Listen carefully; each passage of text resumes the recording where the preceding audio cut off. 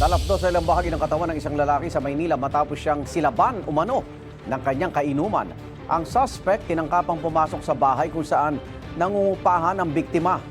Wala siyang pahayag. May unang balita si Jomer Apresto.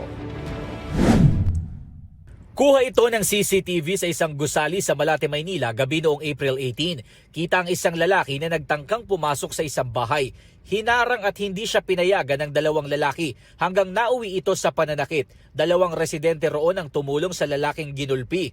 Maya-maya, tumayo at umalis na ang lalaki. Ayon sa barangay, ang lalaking nagulpi, sospek raw sa tangkang pagpatay sa isang tenant ng bahay kung saan niya tinangkang pumasok.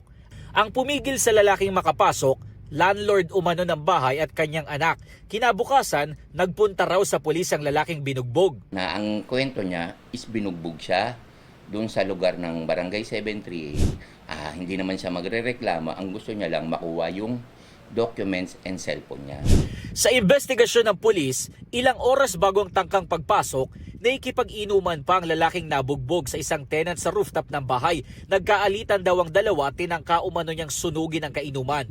Is nag-inuman sila, then ang nangyari, mayroon silang parang commotion, tapos bigla siyang sinilaban.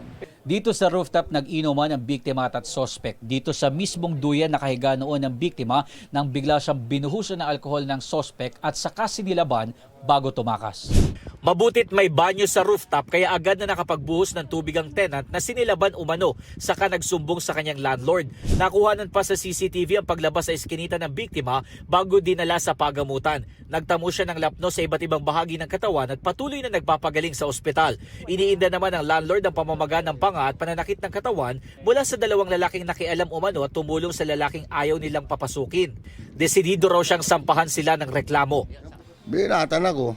Sabi ko, makialam dito, problema namin to kasi arson ka ako, sinunog yung ano. Hindi niya alam kung anong pangyayari dito sa bahay. Sinusubukan pa namin sila kuhanan ng panig pati ang sospek sa panununog na ngayon nasa kustodiya na ng Manila Police District. Naharap siya sa reklamong frustrated murder. Ito ang unang balita. Jomer Apresto, GMA News.